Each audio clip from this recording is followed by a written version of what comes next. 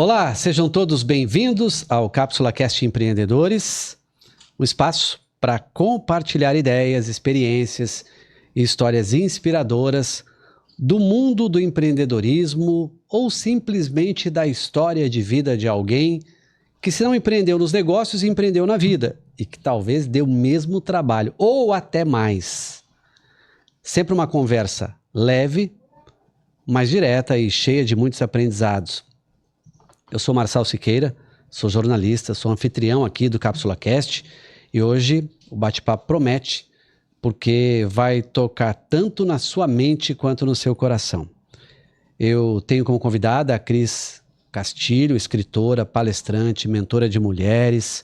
Ela é formada em língua portuguesa aqui na Universidade de Maringá em 1992 e também em gastronomia pela Unicesumar. Pós-graduação em docência, em gastronomia e gestão em gastronomia. Atuou como docente até 2015 e a partir daí intensificou um chamado para investir em cursos, mentorias e partilhas com mulheres. Cris também é coautora do livro Mulheres que Inspiram e Transformam, no volume 2, editora Legado, e carrega conquistas que passam por aprovações em concursos, mestrado, excelência em produção e vendas de artesanatos, além de atuação como regente congregacional. Em 26, está com novos projetos para aprimorar sua escrita, mentorias e palestras. Seja bem-vinda, muito obrigada por ter aceito o convite. Obrigada pelo convite e por estar aqui. Bom, eu quero começar saindo um pouco do roteiro que a gente tem preparado, porque você me trouxe um presente e eu no primeiro momento falei, é um calendário. Fato, é um calendário, só que não é um calendário comum, é um calendário que em cada mês traz algo diferente. Antes que a gente fale de qualquer coisa, o que significa esse calendário? É um projeto também que é embrionário, já está valendo, como que é?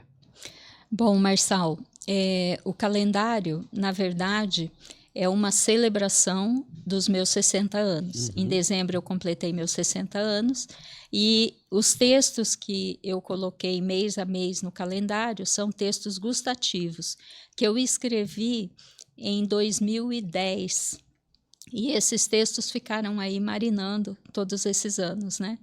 E são textos gustativos em que eu escrevo algumas receitas, não as receitas na íntegra, mas que são textos que me remetem a momentos da minha história. Então, eu falo da infância, eu falo de momentos com a minha filha, com o meu esposo, momentos da minha vida em que eu fui escrevendo esses textos e eles ficaram guardadinhos aí. A intenção era publicar um livro com esses textos, é um dos projetos aí mais para frente, mas a ideia surgiu então para fazer, né, esse calendário. É interessante quando a gente pensa em receita, né? Pensa sempre em algo que parece que é difícil de fazer, que é para os grandes mestres, né? Mas eu estou vendo aqui ovo frito, estou vendo aqui pão com manteiga, carne com brócolis, Sim. né? E cada mês tem uma receita dessa que tem também um significado para a sua vida. Tem. Cada receita retrata um momento, né, e a minha ligação com aquela receita. Então, assim, na verdade, a receita é o pretexto. Né? Eu sempre gostei muito de cozinhar e fui fazer gastronomia, ministrei, né, as aulas de gastronomia e numa pós-graduação teve uma disciplina que o professor trabalhava exatamente essa memória afetiva, por meio da sinestesia, das metáforas, né, do simbolismo. E o primeiro texto que surgiu foi Esfirra. E aí ele ficou assim muito entusiasmado. O texto na época foi até publicado numa revista de gastronomia que tinha na época, né? E depois eu fui construindo os textos, uma fase de transformação, né? De transformação que as emoções estavam assim à flor da pele e eu fui escrevendo esses textos no decorrer do ano de 2010. E aí escrevi, eram 10 textos, iniciais e depois, aos poucos, foram surgindo outros, né? Mas eu selecionei de todos eles 12 para que eu pudesse colocar aí no calendário. Tem algum que você gosta mais? Alguma receita que você fala mais ao teu coração? Bom, todos eles mexem, né, de uma forma, porque eu falo não só de momentos, mas eu falo de pessoas importantes, né, na minha vida. E que o que eu fazia também, ou o que a pessoa cozinhava para mim, no caso esfirra era minha mãe que fazia, né, ela ainda faz, né, que ela ainda está viva, mas de momentos, em que momentos ela fazia essa esfirra? Momentos que a gente ia para a casa dos meus avós, eram 3 crianças, tinha que levar lanche, então ela fazia esfirra. Então eu resgato isso, aquele cheiro pela casa, né? A expectativa da viagem e assim por diante. Muito e bom. Todos os outros. Todos têm história, né? Então Todos têm. acho que seria até imprudente, né? Você de repente escolher, ó, esse, porque cada um tem o seu significado, cada um fala de um momento da sua vida e de pessoas que estavam na sua vida naquele momento, né? Sim. Eu tenho um que iscas de fígado com cebola. Eu falo do meu pai. Ele sempre, depois que eu fiquei viúva, ele sempre ia na minha casa e fazia os concertos que precisava. Então eu sempre fazia iscas de fígado com cebola para ele. Então sentávamos eu, ele, minha mãe, às vezes a Lorena, mas a gente sentava e ficava conversando e degustando e conversando, e ele aí parava um pouco, ia lá, arrumava uma coisa que estava quebrada, trocava uma lâmpada. Então isso é parte da história, né? Então são momentos muito, muito fortes, né? Muito inspiradores para mim. Quero muito ver a obra mesmo, né? E às vezes a gente pensa que a obra precisa ser extensa, precisa ter inúmeros capítulos, e eu acredito no simples muito bem feito, né? E de repente ver que além do calendário vai ser um livro reflexivo, né? Eu acredito que tem muito a ver com resgate de família, com resgate de momentos, né? Sim. Cris, eu sei que é difícil, mas em uma frase, né? O que você quer que as pessoas entendam quando ouvem seu nome? Acolhimento,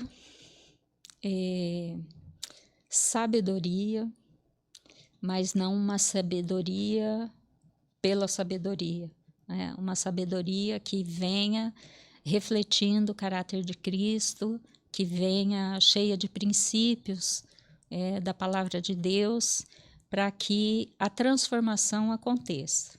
Eu tenho trabalhado bastante com a questão de pensar que, se nós somos criados à imagem e semelhança de Deus, a nossa identidade está em Deus.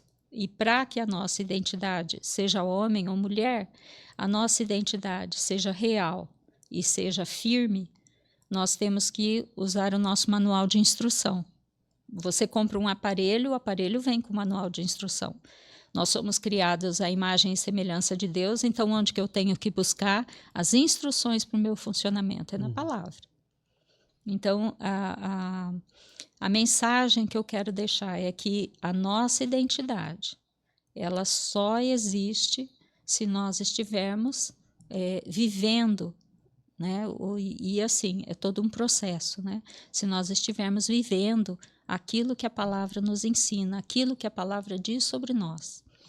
Bom, eu quero voltar um pouco e dar uma montada nessa linha do tempo, porque tem muita identidade e propósito no que você fala, né? E por isso eu quero abrir então o segundo bloco, que a gente vai falar um pouquinho da linha do tempo e do que vem pela frente.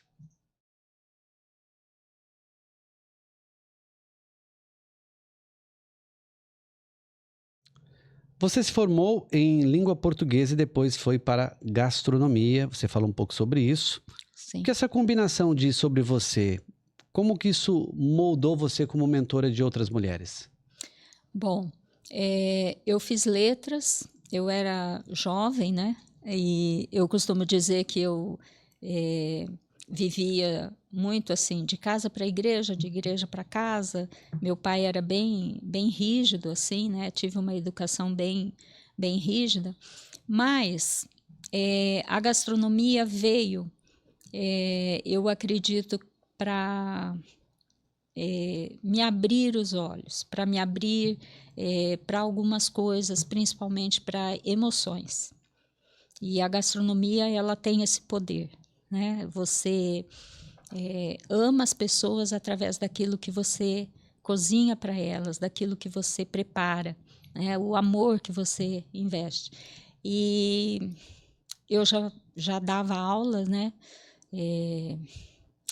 De 92 até 2008, 2007, quando eu fiquei viúva em 2005.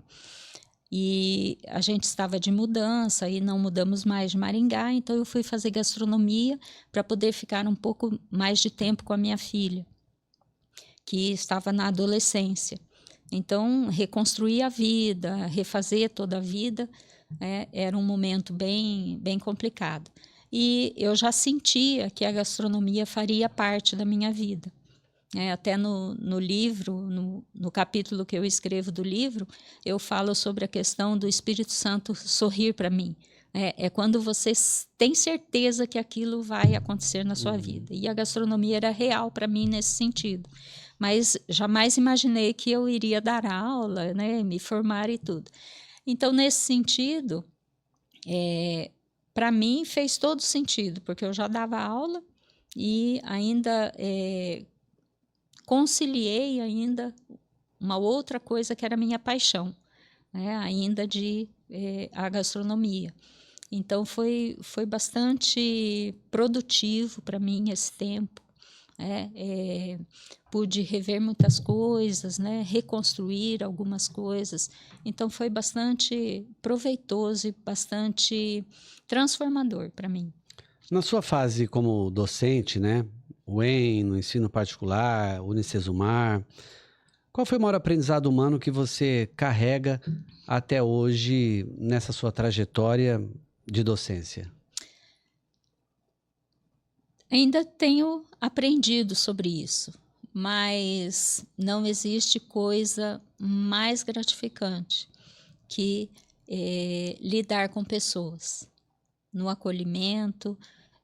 Às vezes eu encontro alunos pela cidade e eles falam: nossa, professora, eu lembro daquela aula, não sei o quê, né? Outro dia um aluno bateu no prédio lá na campainha, foi entregar um livro, a tese de doutorado dele. Nossa. Ele falou: olha, eu fui fazer letras por causa das suas aulas. Então, assim, é transformador, né? O ser humano. Isso é o que me faz pensar. Porque às vezes a gente sente um monte de coisas e a gente não sabe de onde vem, não sabe por quê, né? Então isso me faz investir em mim, né? Para ter um pouco mais de conhecimento, e estudo também na palavra para que eu consiga também identificar essas questões aí na vida das pessoas. Em que momento você sentiu assim que o Espírito Santo sorriu para você, que ele disse: ok, agora você vai investir em mulheres, vai investir em processos de transformação? O que aconteceu por dentro para que você dissesse assim: ó, ok, docência foi legal, gastronomia me trouxe uma nova experiência de vida, mas aí tem um momento que você pensa que agora é cuidar de outras pessoas. Como é que foi isso aí dentro? Como é que foi essa virada de chave para você? Em 2015, eu senti que era o momento e o meu plano já era de parar, de sair da sala de aula, porque eu já estava há quase 30 anos. E eu estava envolvida com os projetos na igreja, eu sempre trabalhei muito na igreja. Então, trabalhei com eventos, trabalhei com coral, era regente congregacional, professora da IBD e tudo. E eu percebi que, assim como eu estava vivendo os meus processos, eu ficava imaginando assim, nossa, as mulheres também estão vivendo processos iguais aos meus. E muitas não têm o acolhimento, não têm o colo, não têm o ouvido, muitas vezes. E isso foi mexendo comigo. Até que, em 2017, eu conheci o meu atual esposo e comecei a viver outras coisas na minha vida, porque não só o segundo casamento, mas um amor da maturidade, que é completamente diferente. E eu já estava nesse processo, né? Eu já ministrava os cursos na igreja, né, para mulheres, e foi me incentivando a buscar coisas mais diferentes para atender a necessidade dessas mulheres. Como experiência do lar, de cursos como Mulher Única, Mulher que Prospera, Ser Mulher, com toda essa bagagem de cursos, experiência de viver trabalhando nessa área, qual é o grito maior das mulheres? O que mais aparece quando você está frente a uma delas? A nulidade da identidade, a perda da essência. Pelo outro? Pelo outro. Eu precisei, depois que eu enviuvei, eu precisei me resgatar. Por quê? Porque eu era reconhecida assim, aqui quem está falando? Aqui é a Cris. Que Cris? A Cris do Valtinho, a Cris mãe da Lorena, a Cris... Então, assim, quando eu fiquei viúva, eu falei assim, gente, mas quem sou eu? Quem é a Cris? E isso me choca muitas vezes, quando eu me deparo com algumas histórias das mentoradas, das mulheres que participam, porque nem todas acabam sendo mentoradas, né? Mas que fazem o curso. Então, eu vejo que a mulher, ela vai não é se perdendo, mas ela vai assumindo as funções que a vida vai colocando para ela, que muitas vezes vão deixando ela longe daquilo que ela realmente é e daquilo que ela realmente sonha. Uhum. Olhando para a sua história, pensando no que você já passou, o que você entendeu que foi uma preparação? E você percebe isso hoje na maturidade, mas não percebia na época? Tudo. De tudo um pouco. Tudo. Eu costumo dizer que tudo que eu vivi foi preparação para eu estar vivendo hoje. Então, não só para que eu me transformasse, né, para que eu me curasse emocionalmente, né, algumas curas aí que foram acontecendo nesse caminho, mas para que eu tivesse também condições de me identificar com as pessoas. Na época que eu fiquei viúva, eu participava muito de projetos missionários. Então, a gente ia, projeto Barnabé, a gente ia para uma cidadezinha e ficava lá todo mundo numa escola. Então, era época de férias, então a gente arrumava a escola, pintava a escola e fazia um censo pela cidade. E bem na época que eu fiquei viúva, que eu fui participar do primeiro, e isso foi assim um marco para mim, porque daí eu entendi. Não que assim, né, foi tão fácil assim, mas aí eu falei, nossa, olha aqui, a minha viuvez, onde que eu estou podendo usar? Porque eu bati num prédio abandonado e tinha uma mulher com 5 crianças. Estava uma chuva, tudo pingando.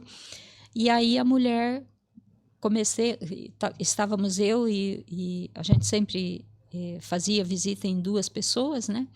E estávamos eu e um pastor, e aí nós começamos a conversar com a mulher, e ela começou a falar da história que ela tinha ficado viúva e estava com as crianças e começou a chorar. Então eu comecei a perceber que assim as coisas não acontecem por acaso, né? E quando você se coloca diante de Deus para que, né, Deus te use, para que você invista em vidas, essas coisas vão começando a saltar aos olhos. Então começa a ficar, você fala, nossa, mas isso aqui eu vou conseguir usar lá. Então você vai também se transformando e vai podendo auxiliar com a sua experiência. Antes da gente abrir o terceiro bloco, eu quero apresentar, até porque eu acho que a cabeça, né, de quem empreende não para, né? Eu fico pensando, a gente fez, né, Lorena, recente o Café com Propósito, eu vejo que o Empório Coisas de Minas pode ter uma conexão com a sua mãe também, né? A Lorena que trabalha hoje comigo num projeto especial de cuidado das minhas redes sociais, ela vai estar aqui também num dos podcasts, e a gente fez um primeiro Café com Propósito no Empório Coisas de Minas, que é o objetivo de reunir pessoas, trocar experiências e uma palavra curta e objetiva. Eu quero mostrar para você que está vendo aqui o podcast um pouco do Empório Coisas de Minas, e eu acho que tem muita conexão com o que a Cris está falando, porque muitas vezes um café resolve muita coisa. Eita.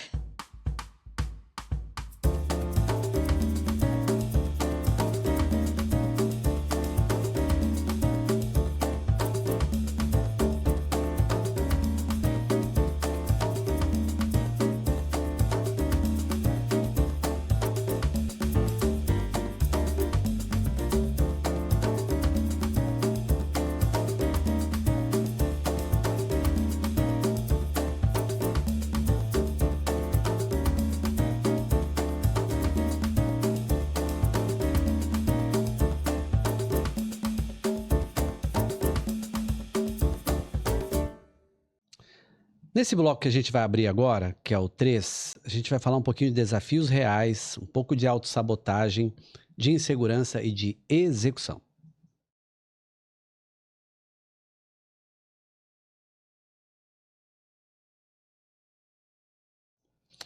Muito bem. Você falou de 2 grandes desafios, né? Quando você me ajuda na montagem do roteiro, né? Que é confiar mais na sua capacidade e agir enquanto executa para destruir com a procrastinação ou pelo menos fazê-la ficar no lugar que ela deve e não atrapalhando a nossa caminhada, né? Como isso aparecia na prática e como é que você começou a virar essa chave de confiar em você e agir enquanto às vezes a procrastinação estava dizendo não, agora não, deixa para depois. Ainda eu estou nesse processo, né, e eu creio que alguns processos nunca vão ser encerrados. É meio que apóstolo Paulo, é o espinho na carne. Né? É aquilo que vai te acompanhar. Mas eu precisei resgatar a minha infância para entender algumas coisas. E isso estudando a palavra, né, no dia a dia ali com Deus. E eu percebi que eu tinha algumas coisas, por exemplo, essa falta de confiança. De onde que vinha isso? Porque não é possível, né?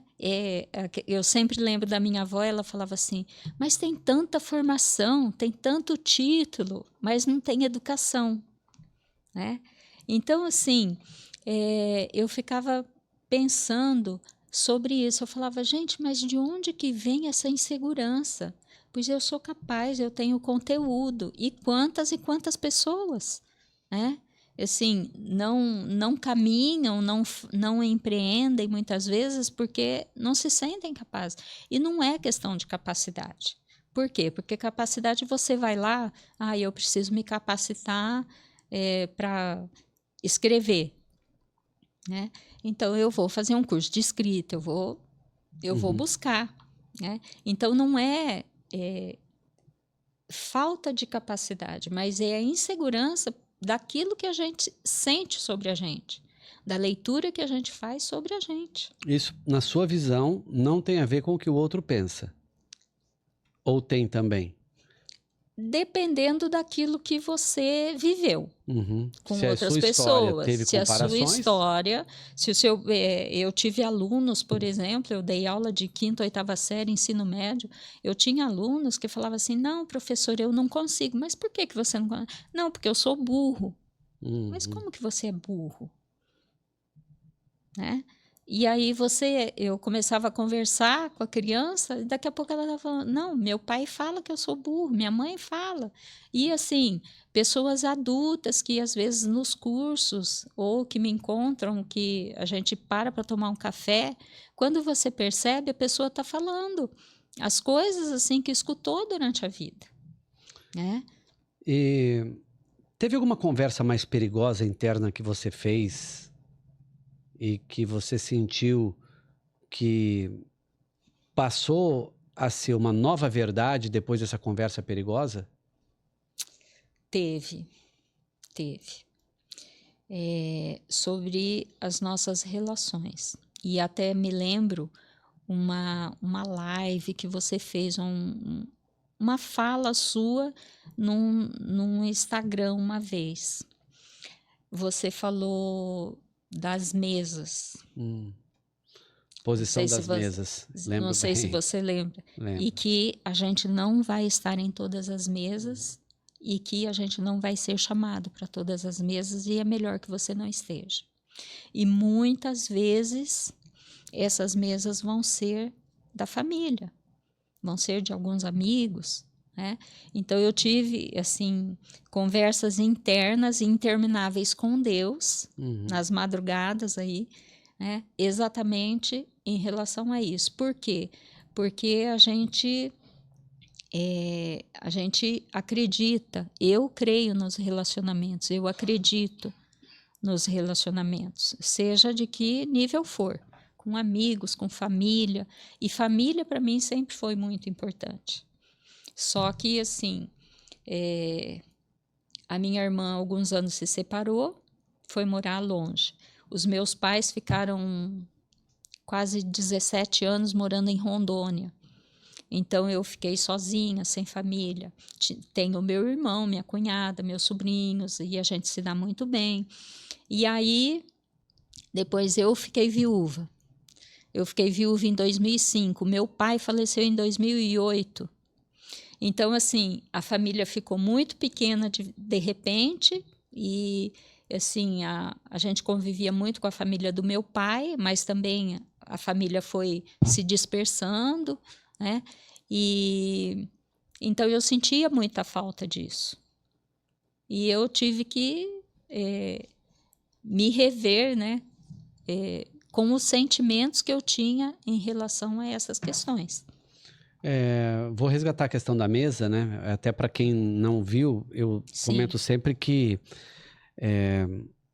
existem níveis na mesa, né? Então tem pessoas que são do nosso convívio social apenas e que você vai dizer, oi, beleza e tal, e não tem mais nada além disso, né? Tem as pessoas que serão das mesas estratégicas, aquela mesa de negócio, aquela mesa de importância para um momento da tua carreira, para um projeto específico. Tem a mesa que é do coração, que são as pessoas que você pode chorar à mesa, elas podem chorar e não tem julgamento, aí eu considero uma das mesas mais importantes. E tem a mesa com o Pai, é a mesa com Deus, né? E às vezes a gente não vai chegar mesmo em algumas mesas, e bom que a gente não chegue, porque a gente não vai ser bem quisto naquela mesa por aquele grupo, né? E também, eu acho que o mais dolorido é a gente trazer para a mesa pessoas de posição errada. Sim. Pessoas que deveriam estar no social, que vêm para o coração. Pessoas que estão entrando na sua intimidade com Deus, deveriam estar só na mesa estratégica. Todas as vezes que a gente confunde isso, nós vivemos momentos difíceis, tensos, e que nós somos culpados. Isso é real. Sim. Eu sei que isso dói, mas a culpa é nossa, porque é colocar alguém na mesa que deveria estar da porta para fora. E não que eu não ame pessoas, eu amo lidar com gente, mas tem gente que eu prefiro não sentar com eles à mesa. porque é uma derrota atrás da outra. E não é que a pessoa tem derrota, ela se considera, não quer sair daquilo e quer empurrar você, quer se vitimizar e levar você junto. Então é importante a gente saber Sim. que mesa a gente senta e que mesa a gente traz alguém para sentar com a gente. E eu tenho aprendido assim e tenho vivido algumas coisas que me dizem sobre o posicionamento. Quando a gente começa a se conhecer, começa a tratar as nossas questões mais profundas, emocionais, e começa a ser curado, exige de nós novos posicionamentos. E se posicionar é colocar limites, porque quem dá limite para as pessoas é a gente. Uhum. Né? Então, e isso não é bem visto. É como se a gente excluísse pessoas. Sim. Não vou excluir, eu vou limitar o tempo que essa pessoa vai ter comigo. Sim. Ela só não vai estar tanto quanto ela estava. Exatamente. No momento que eu estou. Até porque, às vezes, isso diz muito mais respeito ao que a gente acha que o outro vai pensar, se eu não chamar. Quantas vezes vai fazer uma festa de aniversário e fala, mas se eu não chamar fulano? Eu sou obrigado a chamar fulano. Porque, não, mas ele vai ficar chateado. Mas quem vai ficar chateado é ele. Você quer ele na sua festa, às vezes você não quer. Uhum. E a gente está sempre, né? Sim. Desculpa, de repente você não vive isso, né? De repente a pessoa que está vendo a gente, tá falando, eu não vivo isso, né? Eu aprendi muitas coisas com a minha esposa. Ela fala assim, amor, para de tentar se justificar para quem não quer te ouvir. Uhum. Para de falar para quem não quer te ouvir. E aí você fica uma voz do Brasil. Você fala, mas ninguém ouve. E aí eu falei, bom, deixa eu falar para quem me ama, porque já me corrige, já me ajuda. Senão a gente vai ficar perdendo tempo com muita coisa que não vale a pena, né? Exatamente. E eu acho que talvez o mais difícil para mim, né? Nessas situações de posicionar, de colocar alguns limites e tudo, é a culpa, né? O lidar com a culpa. Como que eu vou fazer, né? Mas a pessoa não quer se relacionar, porque tem pessoas que, assim, você tá ali querendo, né? E a pessoa já não falou claramente, mas as atitudes estão falando que não quer relacionamento. E aí você vai ficar insistindo porque você é crente, porque você é cristão, porque você... porque né, Jesus não fazia acepção de pessoas. Então, a gente também precisa renovar a nossa mente para que a gente esteja na mesa certa, né, que é isso que você falou. Né? Existem pessoas que vão passar de longe, existem pessoas que vão passar por um tempo, e existem pessoas que vão caminhar com você o tempo inteiro. Assim foi com Jesus, né? Grande multidão, 70, exatamente. 12, 3, 1. Se ele deu a estratégia, por isso que a Bíblia ela é a resposta para tudo, a Bíblia é a resposta. Sim. Eu acredito nisso, eu defendo isso, né? As pessoas falam, por onde eu começo? Começa pelo Evangelho de João. Mas eu queria ler um capítulo por dia. Então vai em Provérbios. Lê um por dia. Vai ter 31 provérbios que vão te ensinar sobre tudo na vida, né? Bom, deixa eu abrir um bloco 4. Eu vou até... Antes de abrir o bloco 4, eu quero mostrar um pouco de uma pessoa que... Não da pessoa, mas do negócio que ela conduz, que é o Profeta Barbearia, um centro de estética masculina. Eu gosto muito do Caleb, porque às vezes que a gente senta para conversar, eu aprendo com ele, eu posso às vezes dar insights e a gente sai de lá muito mais rico de conteúdo, porque ele é uma dessas pessoas que às vezes ele muda da mesa estratégica para a mesa do coração e do coração para a estratégia e vai sem nenhum drama. Vamos conhecer um pouquinho aí do Profeta Barbearia. A excelência não é por acaso, é fruto de disciplina, estudo, entrega. Excelência é pensar nos detalhes, é querer ser melhor, é desejar por mais conhecimento, é escolher com calma. Excelência é aprender diariamente, é treinar sozinho, é mergulhar fundo em pesquisas, é transformar caos em calma. Excelência é organizar os pensamentos, é nunca desistir, mesmo cansado, é não se contentar até encontrar a resposta. É ter paciência no processo. Excelência é buscar por eficiência. É repetir 1000 vezes até ficar perfeito. É refletir para evoluir. É cuidar de si para cuidar dos outros. Excelência é preparar o próximo passo. É não ver a hora de aplicar o que aprendeu. É entregar mais do que foi proposto. É sentir paz em suas escolhas. Excelência é profeta para homens de valor. Vamos abrir o bloco 4 depois de conhecermos o que o profeta Barbearia tem de excelência. Eu quero falar do bloco 4 e esse bloco a gente vai ser um pouco mais profundo, vamos entrar em propósito e ferramenta prática para você que está nos acompanhando.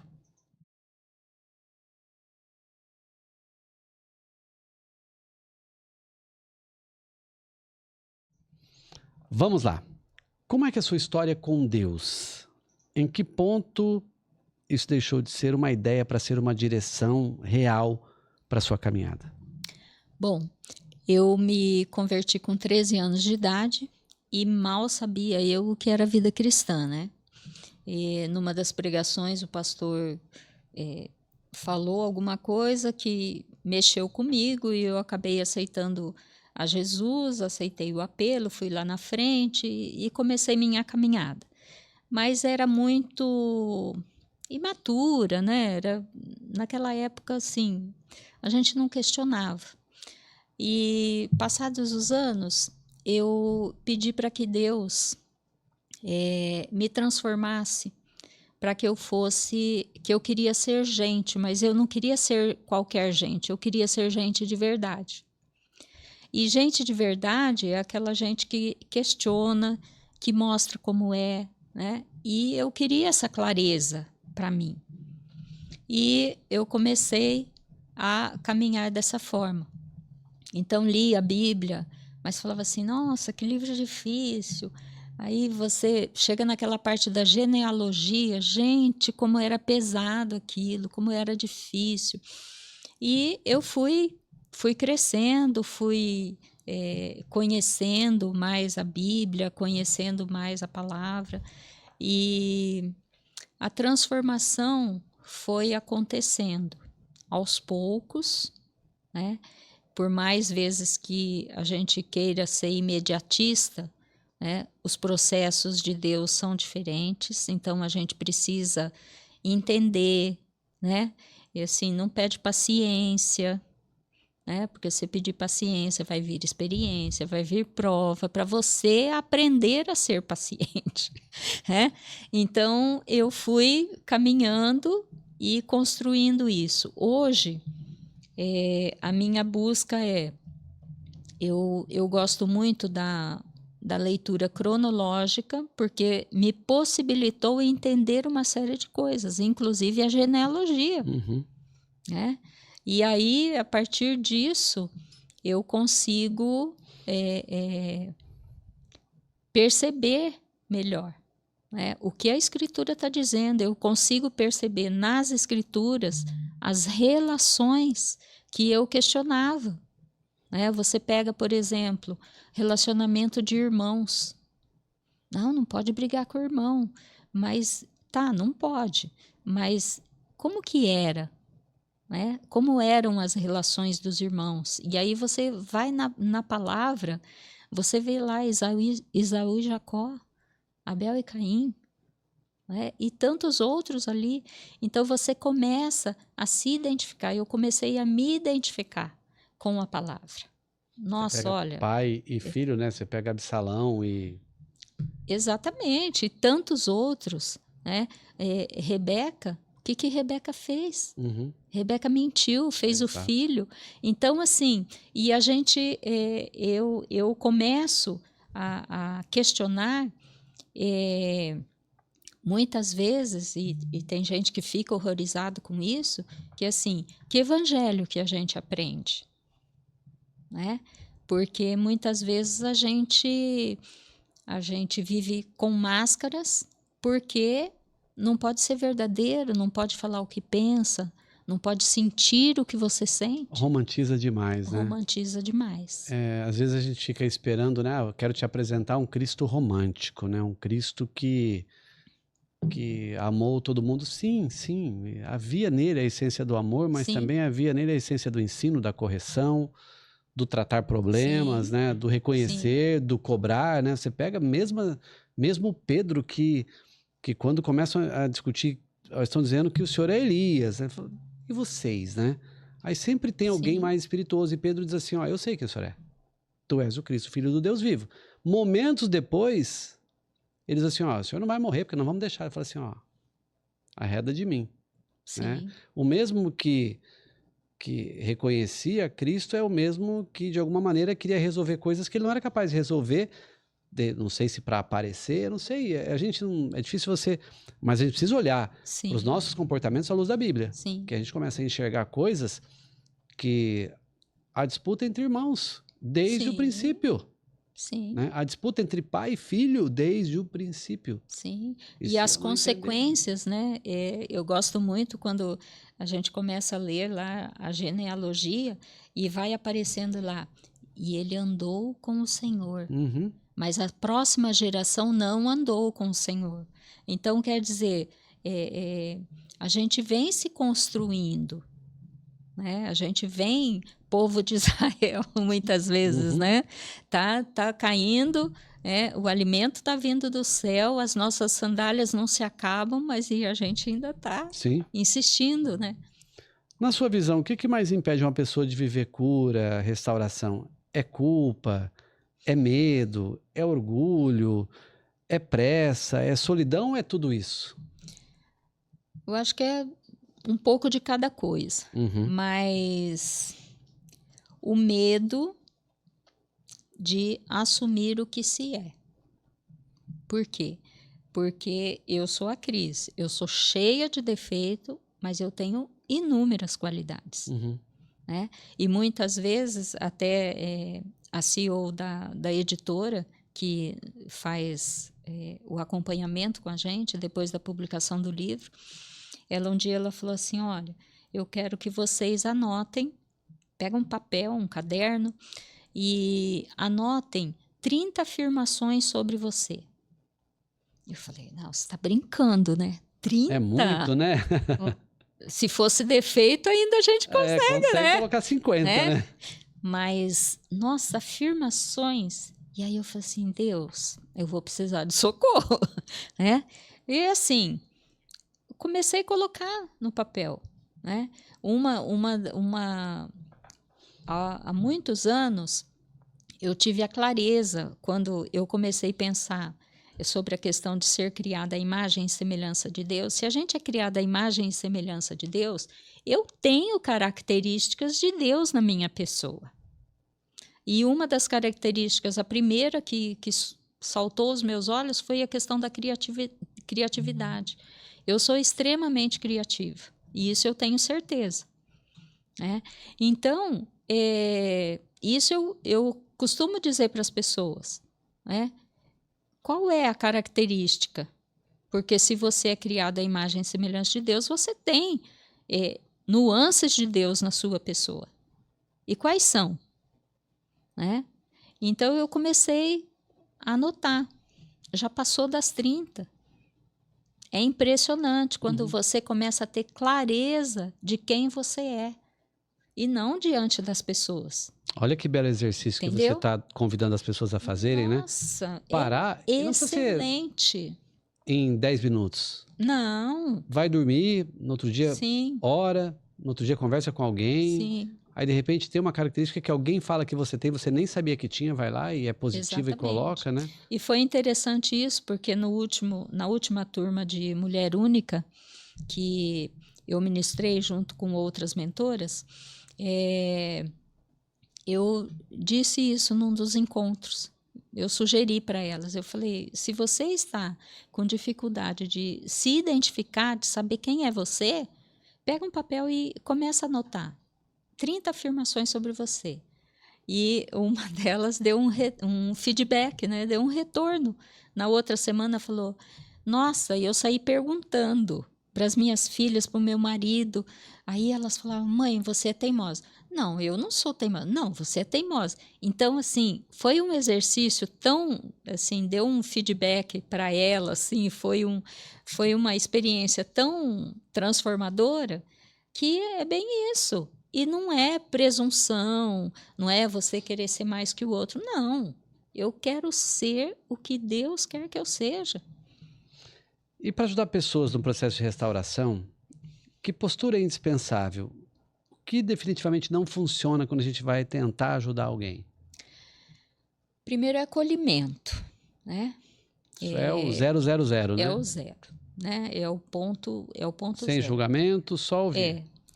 É um exercício difícil, dependendo da sua dinâmica, dependendo da sua vivência, é difícil. Eu sempre fui muito crítica, então eu tive que passar por um processo de restauração, porque eu era crítica com o outro, mas eu era muito mais crítica comigo mesma. Então eu tive que passar por esse processo. E então o acolhimento é você não assim falar, eu vou estar orando por você. Não, eu falei, não, dói mesmo. Chora porque dói, né? Chora porque é o emprego dos seus sonhos e você perdeu. É a pessoa que você amava e faleceu. É o carro que você demorou tanto para conquistar e perdeu o carro. Então, assim, são perdas e isso dói. E o que a gente precisa nesse momento? É acolhimento, é um colo, né?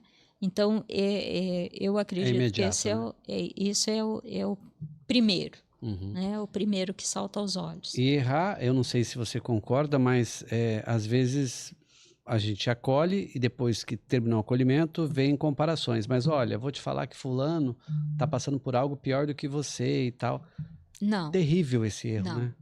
Mas lembre, eu tenho algumas restrições a algumas erro, coisas. Né? Às vezes tem gente que diz, não, é normal fazer isso, tá tudo bem. Eu acho que às vezes eu sou meia fora da caixinha, mas eu penso assim que algumas coisas acontecem para que a gente se reconstrua, né? Seja transformado, seja curado. Mas esse negócio de falar assim, lave o seu prato com alegria, porque se você tem o prato para lavar é porque você teve comida, né? A sua dor é grande, mas olha aquele que está na rua. Você entendeu? Eu acredito assim, eu não vou justificar eu estar bem, eu estar prosperando, eu estar me realizando em algumas coisas com o outro que não, seja por não ter condições, eu não estou dizendo que não sou generosa, que não sou humana, que não sinto, que não estou sensível a isso. Eu estou sensível, eu faço, né, aquilo que o meu coração, né, me mostra e tudo mais, e o que Deus nos ensina, né? Mas não é o tempo todo, né? E não é por toda a eternidade. Por quê? Porque tem pessoas que, por mais que a gente queira ajudar, né, elas precisam aprender. Você pode dar o peixe, mas se você continuar dando o peixe, ela vai se preocupar em pescar? Ela não vai nem comprar a vara. Por quê? E algumas coisas, experiências que eu vivi, que assim, você ajuda a primeira vez, né? Tudo bem, você se sente bem, né? E tal. Aí, daqui a pouco, você ajuda a segunda vez. Então, a gente precisa limitar também a questão desses suportes. Por quê? Porque daí o terceiro mês você fica apertado, você já não vai poder ajudar, e a pessoa fica esperando. Aí no 4º mês, você também não dá. Aí a pessoa já começa a ficar com raiva de você. E depois ela vai falar, nossa, mas não é cristão? Nossa, mas não... Né? Então, assim, eu tenho me posicionado em algumas situações assim, que são constrangedoras, mas que ajudam em algum momento, né, eu me posicionar, eu colocar alguns limites, me ajuda a pessoa também a iniciar alguns processos nela. Gosto muito de um pastor amigo meu, ele disse uma vez, um dia, Marçal, quando você for ajudar alguém, pergunte o que a pessoa vai fazer com a ajuda que você vai dar. Porque dependendo do que ela falar, não vale a pena. É difícil falar sobre isso, mas é importante saber o que a pessoa vai fazer com aquilo que você vai entregar. Porque senão você corre risco de dar pérola aos porcos também. Não estou associando uma pessoa a um porco. Só estou pegando o texto bíblico dizendo que pérola é algo difícil de encontrar, é algo que tem risco para encontrar, e às vezes a gente faz todo esforço para encontrar e entrega a pérola para quem não quer sequer apreciar a pérola. Então é importante saber o que a pessoa vai fazer com aquilo que você está ensinando. Vamos para o bloco agora, o 5, mas antes do 5 eu quero apresentar para vocês Flávio Pamplona Alfaiataria.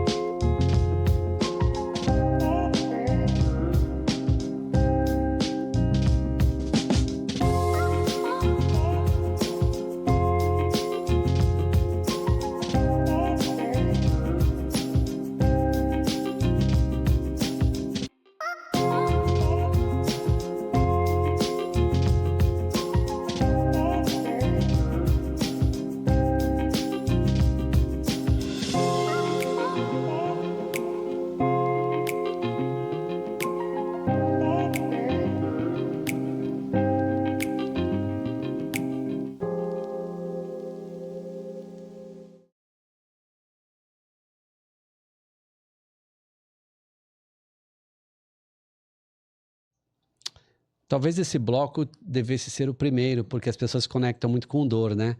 Mas como você já falou da viuvez, né? Falou da perda do seu pai, eu acho que as pessoas entenderam um pouco também que você precisou se refazer várias vezes na vida, né? Mas 60 anos, quedas, recomeços e realização. 60 anos, expectativa. O que você entende hoje sobre tempo, sobre propósito, sobre prioridade que você não via antes? Nossa. É muita coisa que você... É muita coisa. 60 anos, eu pensava que com 30 anos eu já seria velha. E eu costumo dizer que eu acho que eu já nasci com 60 anos. Porque eu sempre fui muito conservadora, né? Sempre fui muito minuciosa, extremamente organizada, né? Eu gosto de lembrar, às vezes, assim, eu era daquelas moças que comprava um sapato, levava a caixa para casa, encapava com papel dobradura todas as caixas da mesma cor e a etiqueta de que sapato tinha na caixa. E arrumava tudo. Usava o sapato, chegava em casa, limpava o sapato, deixava secar para daí guardar. Então era assim, um extremo. 60 anos me fez perceber, e nessa caminhada até chegar aos 60 anos, me fez perceber que o importante são as pessoas e não as coisas. É claro que é gostoso ter conforto, é gostoso você ter um carro bom, você morar numa casa gostosa, né, numa casa confortável, mas conforto é aquilo que te traz alegria. Então, se você está numa casa, um apartamento pequeno, você tem um carro, eu penso sempre assim, o carro serve para quê?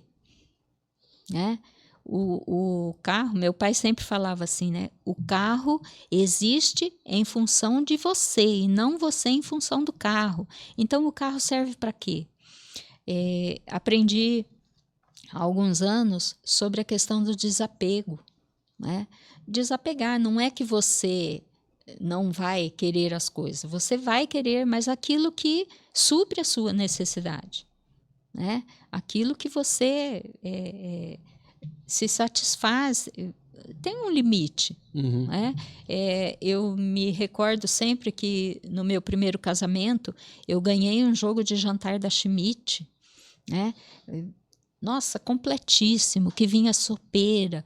E aquela ideia assim, vou guardar esse aqui, só usa quando vier visita. E nunca ia visita, né? Num nível suficiente, vamos dizer assim, num status suficiente, para que usasse aquele jogo de jantar. E aquilo ficou guardado anos a fio. Depois que eu fiquei viúva, eu fiquei casada há 15 anos. Né? Depois que eu fiquei viúva, que nós colocamos aquilo em uso, mas era tão chique um negócio que eu falava assim, gente, não dá para usar todo dia isso. E eu acabei vendendo o jogo de jantar. Então, assim, é você desapegar, se apegue às suas relações, né? No sentido assim, não se apegar, ficar dependente daquilo, né? Mas se apegue para dar valor ao que você tem ao sentar com a minha filha e comer um bolo de cenoura, né? A sentar com alguém que você ama, como você falou da Nil, né? Você tomar um cafezinho, sentar com ela, né? Se apegar nesse sentido a essas coisas. As pessoas que são importantes. As coisas, né? Você compra o tênis lá, né? Daqui a pouco, a hora que o tênis não te servir mais, o que você vai fazer? Você vai dar, você troca, você, né? Faz algum. E as pessoas não.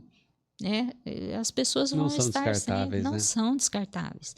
Então, o desapego, né? Essa transformação foi muito preciosa para mim. Muito preciosa. Quando tudo desmorona, o que fazer? O que são os primeiros socorros nessa hora, do ponto de vista emocional e espiritual? Correr para Deus, né? Porque é o único que acolhe sem restrição. E eu procuro sempre buscar a Deus primeiro. Deus, olha, eu vou passar por isso aqui, mas não quero. Eu não quero passar, mas se eu tenho que passar, então eu vou passar. E eu quero sentir que o Senhor está comigo, né?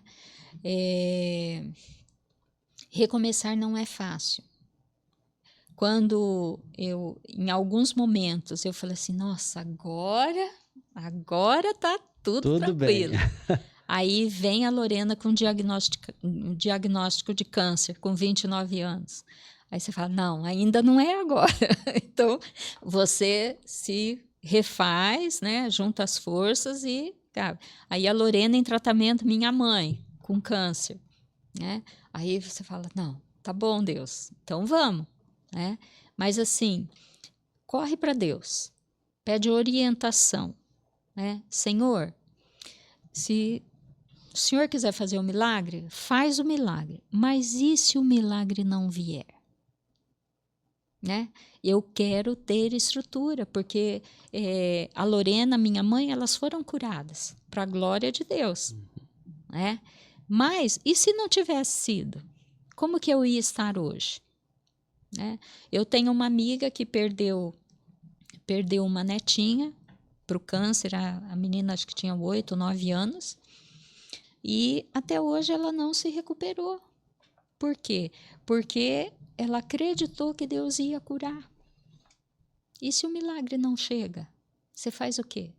E talvez também a gente entender o que exatamente a gente sabe, imagina que seja milagre. Às vezes o milagre Sim. Também tudo bem, eu estou falando para quem não perdeu um filho ou uma neta ou um neto.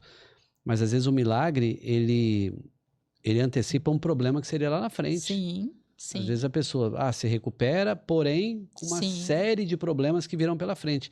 Às vezes a percepção de milagre é que Deus faça o que a gente quer. Aí eu não estou falando aqui nem desmerecendo dor de ninguém. Sim. Mas a gente precisa entender que às vezes quando Deus recolhe também pode ser milagre. Sim. É entender. E não é fácil entender. Perdas não são simples, né? Muito difícil, muito difícil. Recomeçar com dignidade, sem romantizar a dor e negar a realidade. Você sempre teve que fazer isso? Aprendi de uns anos para cá. Né? Um divisor de águas para mim foi quando eu fiquei viúva, né? Me vi sozinha com a Lorena com 13 anos. Nós estávamos com a mudança pronta, né? Tudo encaixotado, nós estávamos indo embora para Goiânia, e ele já estava trabalhando lá e sofreu um acidente e faleceu. Então isso foi para mim assim, a vida estava completamente planejada, né? E novos sonhos, novos projetos, mas acabamos ficando. Então, o recomeço sempre é muito difícil, né? Mas a graça e o cuidado de Deus, você vai sentindo. E eu lembro que, às vezes, de madrugada, eu chorando, eu falava assim, Deus, eu quero ver os detalhes, eu não quero ver coisa grande, eu quero ver o detalhe, eu quero ver a coisinha pequena ali. É um dia após o outro, é um dia de cada vez. Hoje, eu quero ver na natureza, né? E você tá com o coração disposto para isso. Porque às vezes Deus está mostrando, você tem toda a natureza aí para você contemplar e você não percebe. Não percebe. 2026, tem projetos em construção? Quer falar de alguns? O que você está pensando para 26? Olha, eu estou estruturando alguns novos cursos, né? Assim, eu estou bem no meu tempo, né? Eu estou bem, assim, tranquila, porque eu acredito que a hora que tiver que nascer, vai nascer. Inclusive um workshop voltado para a escrita, né, gustativa, que é uma experiência assim maravilhosa, muito transformadora. E tem o projeto do livro solo, né, para os próximos anos aí, e continuar, né, com os cursos, né, tenho uma outra coautora do livro Mulheres que Inspiram e Transformam, que é daqui de Maringá, Márcia Novaes.